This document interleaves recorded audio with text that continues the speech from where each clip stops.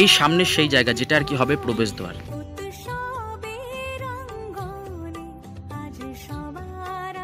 সামনে আমরা দেখতে পাচ্ছি জোরদার প্রস্তুতিতে কাজ চলছে এবং বিভিন্ন কারিগররা দেখতেই পাচ্ছ জোরদার প্রস্তুতিতে কিন্তু কাজ কিন্তু এগিয়ে নিয়ে চলেছে।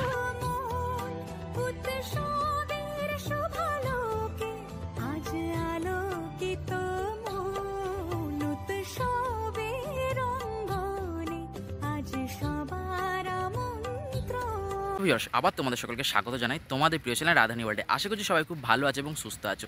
তো আবার একটা নতুন প্রতিবেদনে সকলকে স্বাগত জানাই। তোমরা জানোই যে পুজো প্রস্তুতি অনেক আগের থেকেই শুরু করে দিয়েছি। তো আজকে চলে এসেছি সেক্টর 2C এবং সেক্টর 2Cর 2024-এর থিম কী এবং প্রস্তুতি কেমন সেটা তোমাদেরকে দেখিয়ে নেবো। তো বেশি দেরি করে চলো ভিডিওটা শুরু করি। যদি ভিডিওটা ভালো লাগে অবশ্যই লাইক করে দিও, চ্যানেল যদি নতুন চ্যানেলকে সাবস্ক্রাইব করে দিও, আর লাইক শেয়ার কমেন্ট করতে একেবারেই ভুলবে না। আর আমাদের ফেসবুক থেকে যদি দেখছো ফেসবুক পেজটাকে কিন্তু অবশ্যই ফলো করে দিও। সীমানা ছাড়িয়ে আজি প্রতি গৃহ কোন পর স্বজন নব সাজে উঠতে সাজিয়ে ধর্ম বর্ণ কিবা বয়সে সীমানা ছাড়িয়ে আজি। তো সরাসরি একদম এসে উপস্থিত হয়ে গেলাম মণ্ডপের সামনে এবং মণ্ডপের সামনে আমরা দেখতে পাচ্ছি প্রস্তুতি কিন্তু একদম তুঙ্গে। এই সাইডে আমরা দেখতে পাচ্ছি বেশ কিছু বাঁশ পড়ে আছে, তাছাড়াও আমরা সামনে দেখতে পাচ্ছি বিভিন্ন কারিগররা এখানে দেখতে পাচ্ছি জোরদার প্রস্তুতি নিয়ে কাজ করে চলেছে। এছাড়াও মণ্ডপের ওপরে কিন্তু বিভিন্ন কারিগররা কিন্তু চেপে কিন্তু বাটামের কাজ করছে। তোমাদেরকে জাস্ট দেখাচ্ছি, এই দেখো দূরে যদি তোমাদের কিন্তু জুম করে দেখায় তাহলে তোমাদের দেখাতে হয়তো সুবিধা হবে। ওই দেখো জাস্ট দেখো সামনের দিকে যে বিভিন্ন কারিগররা কিন্তু জোরদার প্রস্তুতি নিয়ে কিন্তু কাজ করে চলেছে, সেটা একটু জুম করে তোমাদেরকে দেখিয়ে নিলাম। এবং প্রস্তুতি একদম তুঙ্গে এবং মাঝ বরাবর কিন্তু আমরা দেখতে পাচ্ছি সুন্দর কটা স্তম্ভ বা পিলার দেওয়া আছে, যেটা দুর্দান্ত লাগছে। তাই একদম ঠিক দাঁড়িয়ে আছি মণ্ডপ প্রাঙ্গণে এবং চলছে জোরদার প্রস্তুতি। আর তোমাদেরকে জানিয়ে দিই যে সেক্টর 2Cর এই বছরের থিম হচ্ছে আমেরিকান নিউ জার্সির হিন্দু মন্দির। হ্যাঁ, আমেরিকান নিউ জার্সির কোনো একটা হিন্দু টেম্পেলকে কিন্তু তুলে ধরা হচ্ছে এখানে এবং দুর্দান্ত প্রস্তুতি নিয়ে কিন্তু কাজ চলছে, সেটা একটু তোমাদেরকে দেখিয়ে নিচ্ছি, দেখতে থাকো।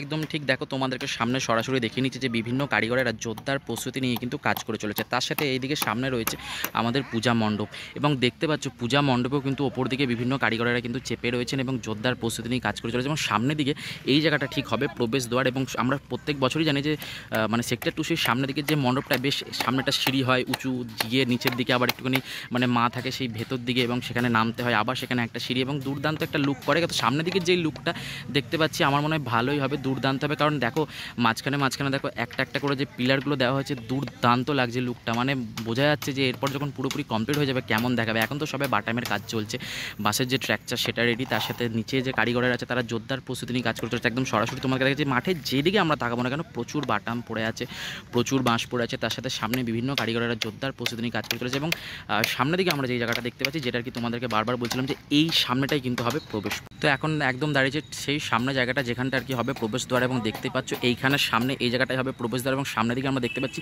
সুন্দর সুন্দর দেখো স্তম্ভ বা পিলার যেগুলো লাগানো হয়ে গেছে, দেখতে কি সুন্দর লাগছে এবং একটা অসাম লুক লাগছে। তার মানে যখন কমপ্লিট হয়ে যাবে তখন কত সুন্দর লাগবে।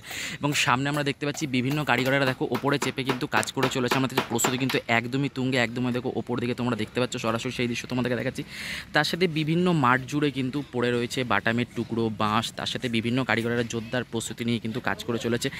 তার সাথে তোমাদেরকে বলে দিই এখানে আমরা দেখতে পাচ্ছি বিভিন্ন কারিগর কাকুরা কাজ করে চলেছে। তার সাথে এদিকে সামনের দিকে আমরা দেখতে পাচ্ছি যে বাঁশের যেইটাকে বলার কি ভাড়া যেটাকে বাঁধা হয়, সেই ভাড়া হিসেবে বাঁধা হয়ে তারপরে যে বাঁশের যে প্যান্ডেলটা তৈরি হয়েছে তার উপরে না বাটামের যে স্ট্রাকচারটা সেটা দেওয়া হচ্ছে, সামনের দিকে তোমরা দেখতে পাচ্ছ।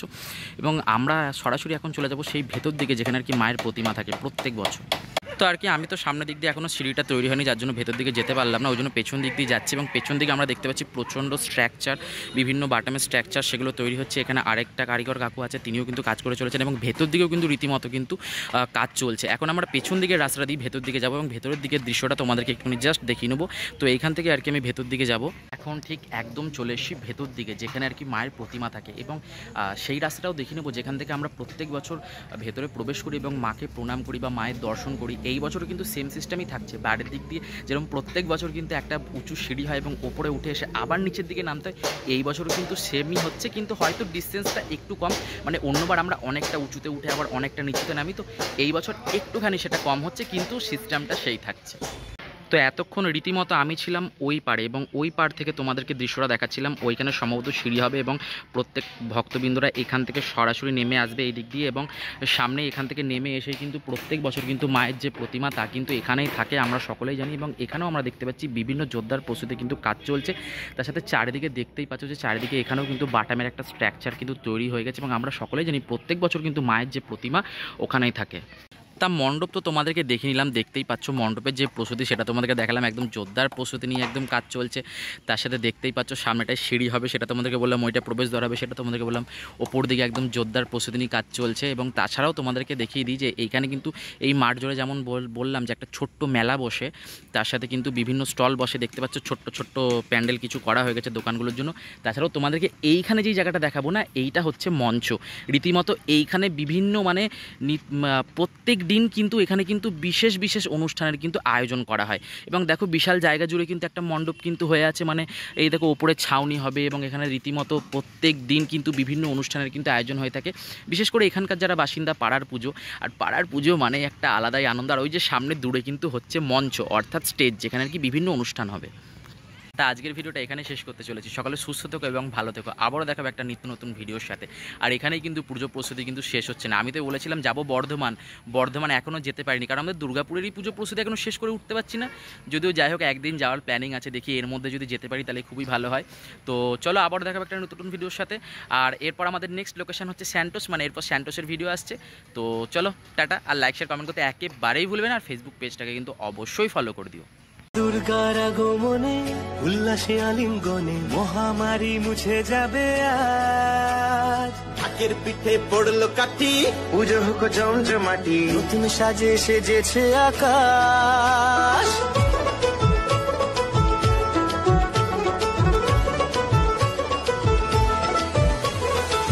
দুর্গার আগমনে উল্লাসে আলিঙ্গনে